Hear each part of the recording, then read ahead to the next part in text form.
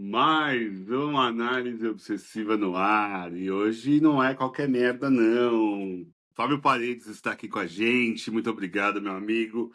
Seja muito bem-vindo a mais este programa. Nossa, esse episódio maravilhoso. Obrigado a vocês pelo convite. Com certeza nenhuma análise obsessiva é merda. Vamos ver o que a gente consegue tirar aqui de um filme muito especial, que é o que a gente vai discutir hoje. E esse melhor filme do ano, no final a gente vai falar se é o melhor filme do ano. Não esperem aí, fique até o fim, vou fazer o João Kleber. Valor Sentimental, filme do Joaquim Trier. O Trier ruim, porque o bom é o Lars. Só pra gente dar uma provocada. Mentira, o Joaquim ainda não errou. Até tudo que eu vi, e eu já vi tudo, não errou ainda. Roteiro do Eskil Voigt também, ó. Um beijo, Eskil. Valor Sentimental. Carlinha, eu vou deixar o Fabinho dar as primeiras impressões Por dessa historinha favor. aí, familiar, esse Gustave, essa Nora, essa Agnes. O que rolou pra você, meu amigo? Então, Bem-vindo aqui novamente. obrigado. Assim, disparadamente, a categoria de filme internacional, para mim, desde que eu passei a ter um olhar um pouquinho mais crítico, é a minha favorita. Por questões estatísticas, assim, é inconcebível que o melhor filme de qualquer país seja pior do que o oitavo, sétimo filme americano. Então, normalmente, a gente tem uma categoria muito rica, né, com filmes muito bons. A maioria são muito bons, né? Vou abrir um grande parêntese para Emília Pérez do ano passado. Mas um dos grandes problemas, eu acho, que o Fábio do passado tinha era se aproximar com os filmes da língua não portuguesa ou não inglesa, digamos assim. Existe um afastamento e eu acho que, de certa forma, é até natural, né, para a população local. Eu acho que quem assiste Foi Apenas um Acidente, por exemplo, e tendo convivido com a Revolução Iraniana, tem um olhar diferente do que eu vou ter. Quem está lá na Coreia vendo No Other Choice tem uma visão do capitalismo diferente da minha. Quem é brasileiro, recifense, tem uma visão diferente do agente secreto em comparação às pessoas de outros países. E eu acho que Valor Sentimental é o que menos essa diferença fica visível assim. Eu acho que é um filme de drama, eu acho que a casa tem um valor muito importante, mas eu vejo um valor sentimental brasileiro, por exemplo, um valor sentimental argentino, um valor sentimental americano. Existe ali na essência o dedo do diretor e ele é um norueguês. Isso não tem como separar, mas talvez seja o filme mais palatável, digamos assim. Né? Ele é bem fechado, ele é bem redondo. Então, é um filme realmente de sentir, assim como existe esse valor dele por trás. Então, eu gostei bastante. Eu acho que todos os filmes dessa categoria vão vir fortes, todos são perfeitos com microdefeitos. Daqui a pouco eu conto o que eu acho do microdefeito desse aqui. Mas é um filmaço, assim, super sensível. A construção dos personagens que é a característica assim, do diretor. Todos erram, todos acertam. E assim como nós na vida, né? Então, eu gostei bastante. Boa. Aí, o Fabinho trouxe a universalidade do filme. E você, cara? O que você viu? Sei que você é fãzinha. Ela tem tatuada Joaquim Trier no bíceps, mas ela não vai mostrar hoje. Você viu que ele me chamou de fãzinha, né? Deu uma menosprezada aí na minha admiração Ué, mas pelo você é Trier. fanzaça, então vamos lá. Ah, Vai ter uma melhorou, obrigada. tatuagem, é fanzaça. Vou fazer uma tatuagem, bem boa ideia. Da Renate e do Eu. Anders junto, né? Não, só do Do trio. Anders. Não, só quero o Anders. Porque o Anders é o único que tá em todos. É, é isso, eu sou realmente um pouco suspeita para falar, porque eu sou muito fã do cinema nórdico de uma forma geral, de tudo que eu vi até hoje, né? O cinema nórdico é muita coisa, né? Mas as coisas que eu tive contato sempre me atrai muito. Eu gosto porque esse filme em especial, talvez ele é um pouco mais melodramático do que outros melodramas nórdicos, que são um pouco mais existencialistas. Esse tem um pouco mais da música que entra e dá uma aquela manipulada que o melodrama faz, a nossa emoção e tal, que costuma me incomodar, mas esse não me incomoda. Porque é isso, que eu sou realmente fã. Eu acho que realmente o filme tem alguns pontos fracos, poucos, mas tem.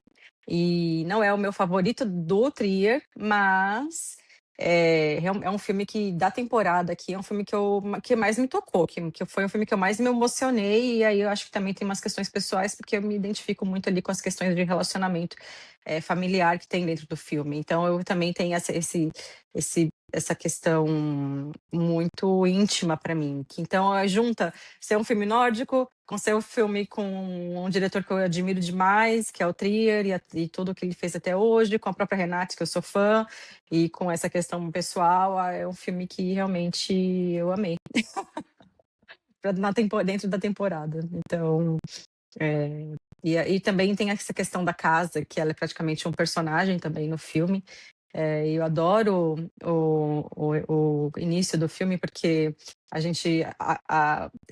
casa está sendo narrada, contada, né, pelo olhar de uma criança falando sobre a casa, ou como se fosse uma memória de uma criança falando sobre a casa, e aí você vê a casa triste ou feliz, dependendo enfim, dos objetos que estão ali na casa. Eu acho isso muito fofo, muito bonito, e acho que e nostálgico, né? Acho que é esse ponto que também faz que seja universal, né? Porque faz com que muita gente relembre a casa da infância, a casa onde cresceu, que tinha de tudo um pouco, alegria, tristeza, raiva, briga, e porta batendo, e festa, e talvez, acho que quem teve um pouco de uma infância assim também faz com que seja meio universal mesmo, essa questão. Acho que a casa traz uma memória coletiva, né, da infância de muita gente, então é muito bonito. É legal você falar da casa, vocês falarem da casa, porque a casa eu acho que ela é ponto central mesmo do filme. Ela é o elo de ligação dessas duas irmãs com o pai ausente, né? Mas ela também se torna um personagem, né? Ela não é só um ator, ela é um personagem também, né? E é interessante porque o Gustavo é o diretor do pai. Ele é um diretor de documentários, ele é um diretor de não ficção, e daí ele vem com a ideia de trazer para dentro da casa com a filha que ele tem menos contato para fazer uma ficção, né? Uma ficção que daí a Agnes, que é a outra irmã, ela desmonta sendo uma ficção, daí ela acha que é uma autobiografia da avó. Então, a casa realmente ela é um elo de ligação ali e ela tá rachada, né? Ela tem algumas vigas rachadas ali, mas ela tá em pé. Ela tá de pé, ela tá viva, ela tá útil e ela pode se virar um set de filmagens. Então, eu acho que a parte cinematográfica do filme é a que mais me emociona até. Através do Gustavo. Eu acho que o personagem do Gustavo é uma das coisas mais bem construídas do Trier mesmo, tá?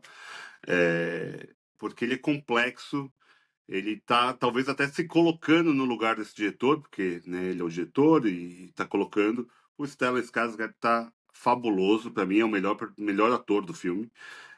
O que ele faz no filme, ele domina, ele, ele aparece, ele domina, porque ele tem uma vulnerabilidade com um peso, com uma finitude da vida aproximando. Ele tem desejos de se reconectar com as filhas e a Agnes que faz esse contato, né? Ela que é meio que a cola dessas duas pessoas afastadas. Tem o luto sendo vivido, tem a vida que passou sendo vivida. Então eu gosto muito da ideia da casa ser esse aconchego, mas ela também é o que traz atrito, em especial quando chega a Rachel, que é essa atriz americana que vai interpretar o papel que a Nora foi escrito para a Nora. A Nora, que não é Nora, que é filha. Beijo, Henrique. Eu acho que é isso.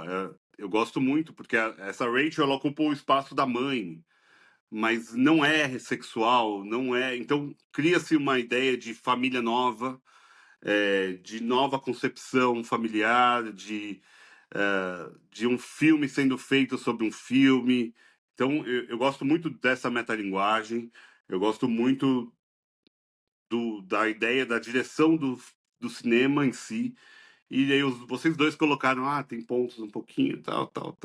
Eu achei que os dois iam vangloriar o filme, tá todo mundo com dedos para criticar.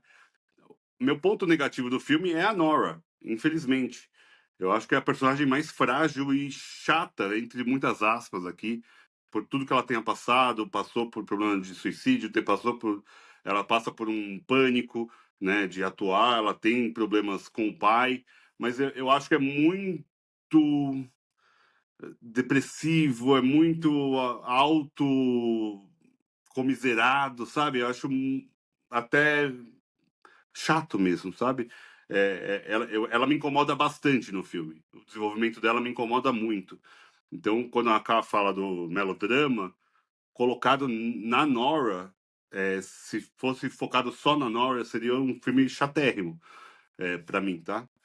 Que bom que tem o Gustavo para salvar, que bom que tem a Agnes, que é uma querida, maravilhosa, uma irmã incrível, prêmio de melhor irmã para ela, de longe. E a Rachel tá ótima também, né? A Ellie Fanning, ela aparece de um jeito incrível, ela traz questões da indústria, ela traz questões do cinema, de não falar a língua, ela traz questões muito pulsantes sobre o cinema hoje em dia. Né? A gente estava falando, um filme nórdico e tal.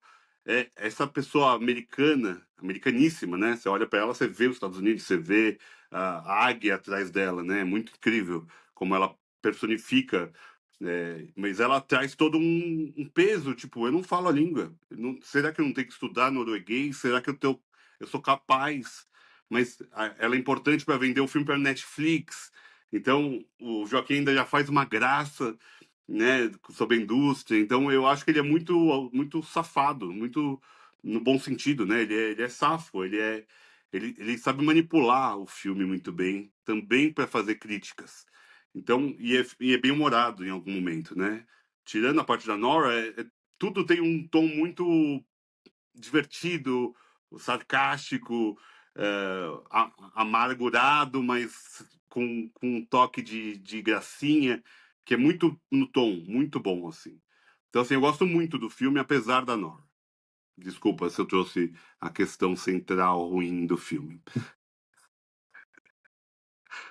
Ou discordem também, fiquem à vontade. Não, imagina, eu também.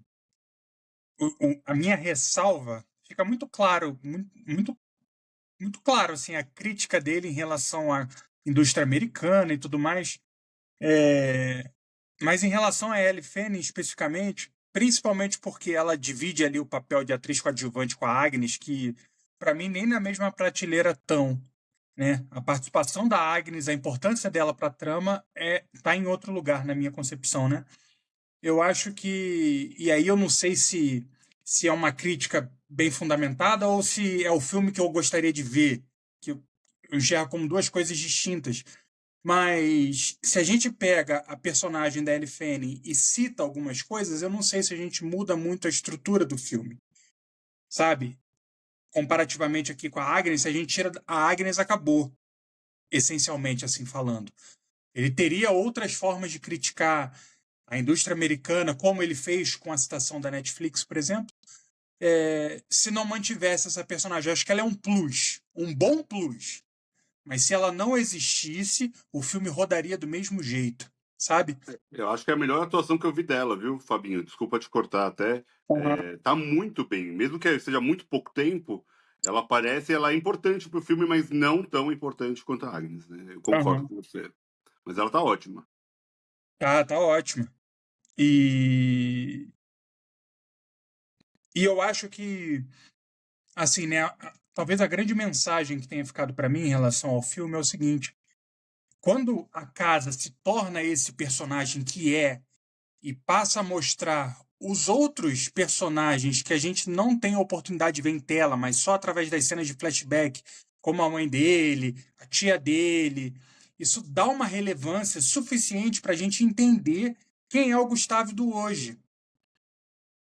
Quem tem o privilégio, assim, talvez, de conviver com os pais na fase adulta, consegue ter um olhar um pouco mais empático de como era o pai criança, que também foi, que também tem as suas mazelas, também tem as suas dores, também tem os seus traumas. Então, o causador do trauma de ontem foi a vítima de anteontem, sabe? Então, eu acho que eles chegaram numa fase da vida que puderam se perdoar, conversar e emergir para o mesmo lugar, né? Aquele finalzinho ele me pegou, vocês acreditam? E aí, quando o Vitor chama o Trier de safado, no bom sentido, óbvio, eu pensei isso no final do filme. Eu falei, que safado, cara. Como é que pode, né? Mas é isso, talvez a minha percepção assim dos micro defeitos pode ter sido nesse tom da crítica à indústria americana. Eu quero falar esse ponto que você está dizendo. Eu gosto da Ellie Fanning no filme e eu acho que eu discordo com você no seguinte ponto da importância dela no filme, porque ela é o contraponto à Nora, porque já que a Nora ela não vai conseguir, ela recusa o papel que o pai dela criou para ela, a Ellie Fanning, né, a Rachel, ela tenta ocupar esse espaço e não consegue, ela falha, mesmo sendo uma atriz incrível. A gente vê que na personagem dela é uma atriz maravilhosa.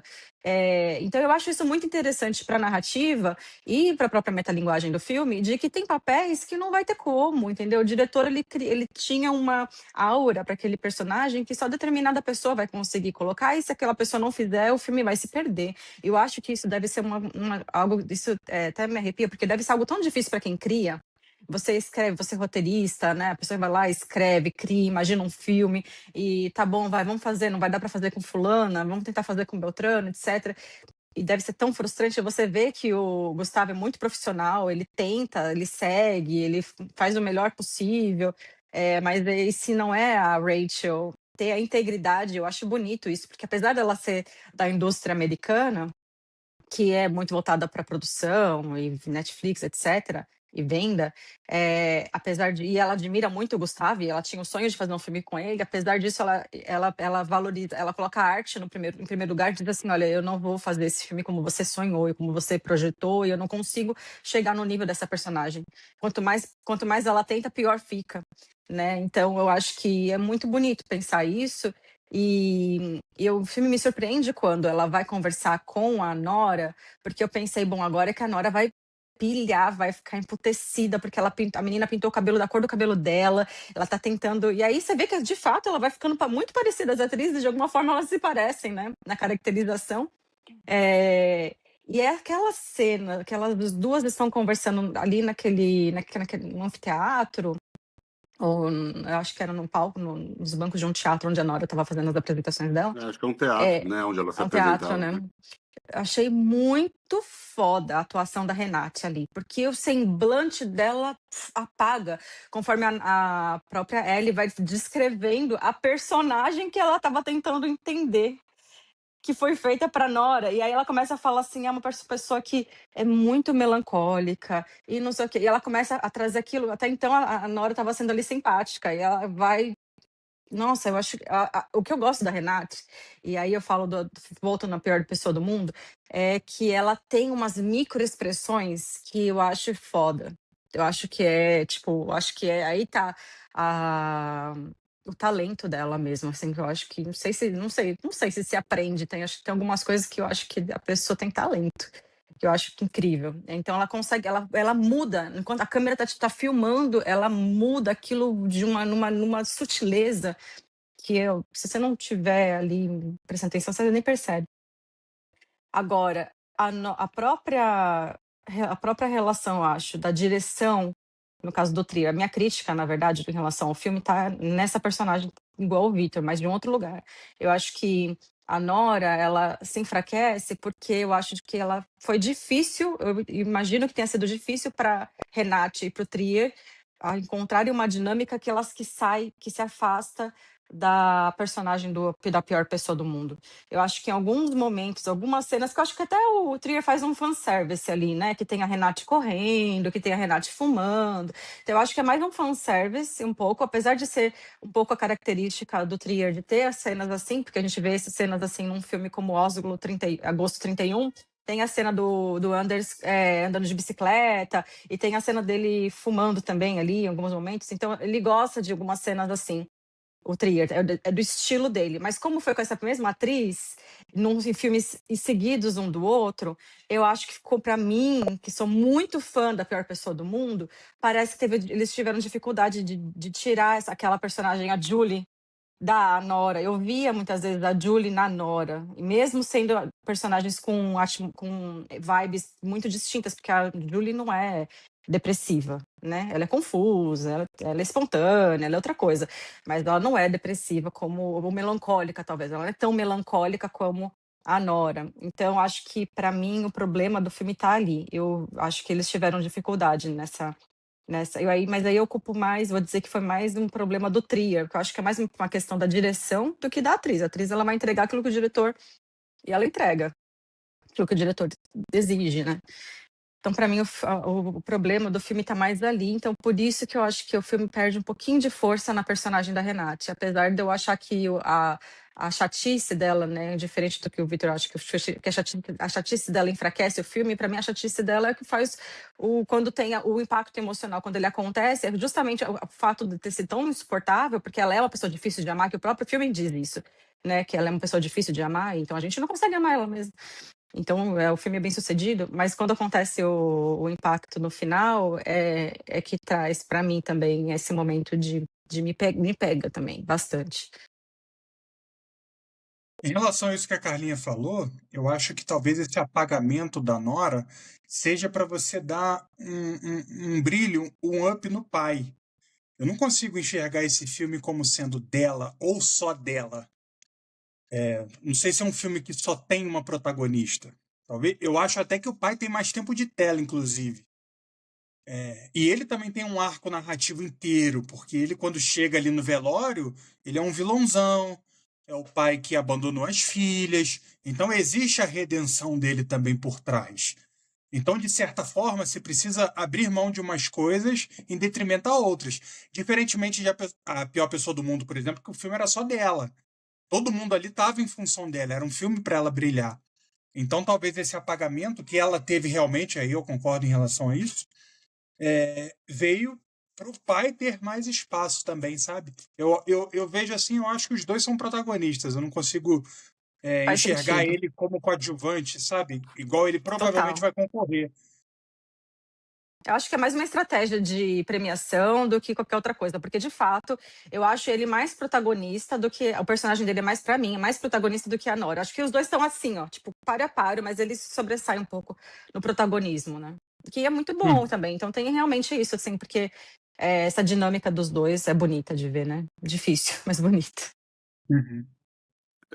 De alguma forma, olhando os outros filmes do Trier, eu vejo esse como sendo o mais positivo, digamos assim. Eu vejo que os outros filmes dele são muito negativistas referente à humanidade. E eu vejo esse aqui como um redentor, de certa forma. O filme acaba, entre aspas, numa boa, né? Acaba legal, acaba bem, acaba. E os outros, o Oslo, horroroso, né? Péssimo, horroroso, não filme, é horroroso. Você pega o, sei lá, roteiro do Eskill Blind, não dá para acreditar na humanidade mais. É, eu acho que eles tinham mais um pé no outro Trier, e acho que nesse aqui eu vejo que colocaram um pouco de sol. Vocês veem isso também? Um filme que é redentor, de certa forma, e é lindo porque a redenção vem a partir do cinema, da arte, né? Isso me pegou muito no filme, eu achei isso muito bonito. Vocês conseguem ver assim também que há um olhar mais brilhoso, mais iluminado da humanidade a partir do valor sentimental? Sem dúvida. É um filme redondo, assim, ele deixa muito pouca margem para você interpretar, né? E dentro da filmografia dele, eu acho que eu não vi, acho que eu não zerei igual você, mas pelo que eu tenho assim na cabeça, com certeza é o que deixa uma mensagem mais positivista, né? Uma esperança Mas vocês que, acham, uma mensagem que vocês vale a acham pena. a pior pessoa do mundo, vocês acham que termina amargo? Vai lá, Vitor. Eu acho que tem um drama muito forte ali, da morte do namorado. Eu acho que acaba ok, mas eu não consigo ter esperança na humanidade a partir daquela personagem, entendeu? Por quê? É porque o filme não me dá abertura para ver o futuro brilhante. Me parece que ela vai continuar naquele Mas ciclo dela. olha, eu não sei, eu não acho que eu concordo não, porque eu acho que a pior pessoa do mundo acho que já tem uma visão mais solar em relação à Reprise, em relação a Oslo Agosto 31, a próprio Blind, que é do Void, que é Voig, sei lá como é que fala o nome dele. Eu acho que já é bem mais solar, inclusive eu acho que esse filme é muito, talvez seja comparado ao Oslo Agosto 31, que é um filme, Oslo Agosto 31 é só melancólico. E esse do filme, eu não vejo A Pior Pessoa do Mundo como um filme melancólico. Então, para mim, não consigo comparar nesse nível. Então, eu acho que em relação ao Oslo Agosto 31, sim, né? Vai trazer um olhar mais de, tipo, a vida continua. Mas eu não vejo não vejo tanta esperança assim também no final de Valor Sentimental pro relacionamento de pai e filha, apesar deles terem terminado ali o filme juntos, né? E, enfim, a gente tá falando aqui de para quem já viu o filme, gente, porque a gente já deu vários spoilers até agora, então, muitos. Eu acho que tem uma é bonito, acho que acontece ali, mas não sei se eu tenho esperança pro relacionamento deles. Não acho. Eu acho que fica assim, tipo, ok, deu certo, sabe? Tipo, sei, fica, é meio, eles estão meio desconcertados, assim, no final, e não sei se eu tenho esperança ali pra eles dois. Mas na Eu acho humanidade, que é a acho que minha esperança. Eu não tinha esperança. nenhum filme dele me faz perder a esperança na humanidade. Agora, os filmes do Lars, sim, né? Porque ele, inclusive, acaba com a humanidade em um deles, então, difícil ter esperança. Não, mas o que eu não via, cara, é, eu não via nem a possibilidade daqueles dois se unirem em algum momento, sabe? O filme me levou para esse lugar. E eu acho que essa revisitação, e muito a partir da Inga, né? De trazer a ideia da avó, do holocausto, da morte, né? Da morte bárbara. Eu acho que isso me levava a crer que, tipo, putz, é uma reunião impossível. E a partir dessas reconexões, talvez até da própria da Ellie Fanning, de trazer essa visão, tipo, porra, eu não consigo. Eu não consigo porque não é para mim, isso aqui é para você, né? Eu acho que essas coisas acabam no final de, porra, deu tudo certo, tipo, o objetivo inicial do filme que estava em suspenso aconteceu. Então, eu vejo mais positivo porque é um pai e uma filha que não se dão bem. É uma questão geracional também colocada aí, muito forte. É uma questão dela como comparação com a irmã que construiu uma família e ela não tem a condição de construir uma família. Ela se envolve lá com o cara casado. Então, me parecia que era muito drama e a chance daquilo fluir de fato poderia fluir para ela repetir a avó, sabe? Para mim, o peso era nesse lugar, de estar tão pesado, tipo, mais pesado que bombas, né? Vou até usar o outro filme, mais forte que bombas dele, que também não dá para crer na humanidade. O Thelma também não dá para crer na humanidade. Então, assim, eu vejo que talvez a pior pessoa do Mas mundo aí você tá, tenha aí você tá falando do uma iluminação. roteirista. Não, mas o Mas aí você tá roteirista falando mais do é parte roteirista, do né? filme, né? É.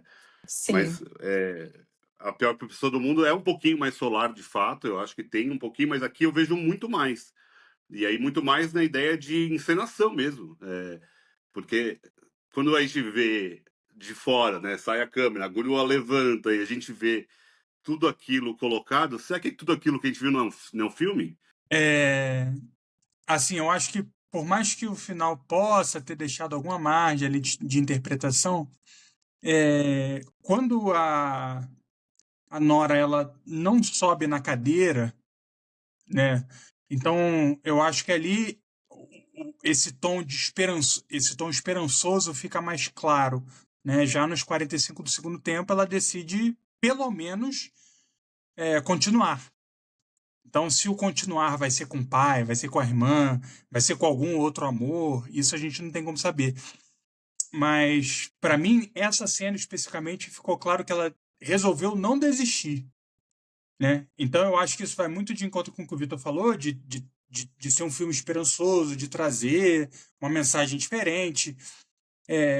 A Pior Pessoa do Mundo, em relação ao protagonista, ele até termina bem, mas o namorado passa por todo aquele ciclo que a gente viu.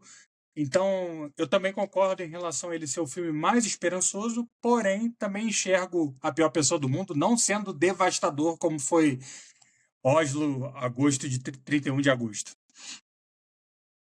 Eu queria falar sobre a irmã, que a gente comentou aqui, elogiou bastante e não falou tanto sobre ela, porque, gente, a Agnes é uma personagem. E aí acho que é isso que eu gosto no cinema nórdico, porque a gente vê coisas tão difíceis, e tão frias, e tão. Algumas vezes até macabras da humanidade, assim, de algumas pessoas, nos personagens. Mas quando tem um lado humano e de relacionamento, eu acho que é tão bonito, eu acho que se destaca, talvez justamente pelo contraste, né, que tem, assim, de frieza e de dificuldade ali do relacionamento, do próprio pai ser meio, aquele velório do jeito que começa e tal. E a Agnes, ela é uma personagem muito bonita, ela é humana, ela abre mão, né, de ser atriz, ela participou do filme do pai quando ela era criança, e ela abre mão de continuar, porque a minha interpretação é de que ela prefere ser filha do que ser da mesma carreira e tentar o apreço dele de outra forma. Então ela falou assim, não, então eu vou ser historiadora, né? Então, eu acho que ela... E também ela ia concorrer com a irmã, né? Ela ia concorrer com a irmã se ela fosse atriz. Então, eu acho bonito que ela preserva, para ela é mais importante o relacionamento. E as cenas com a irmã são belíssimas. Aquela cena que elas estão no quarto conversando e que ela lembra que a irmã mais velha cuidava dela, aquilo me pegou de um jeito. Que coisa linda e sensível. E ali não tem um peso de melodramático do filme, assim, a atuação dela é muito bonita, né? Realmente torço para que ela seja reconhecida e mais ainda, acho que já deve estar sendo, mas mais ainda nas premiações, porque adorei conhecer essa atriz, adoraria assistir mais coisas dela. Ela é uma pessoa que transmite, assim, muita uma coisa boa. Acho que talvez para mim nesse filme, a esperança na humanidade, né, que o Vi falou, esteja nessa personagem, mais do que no desfecho e tudo mais.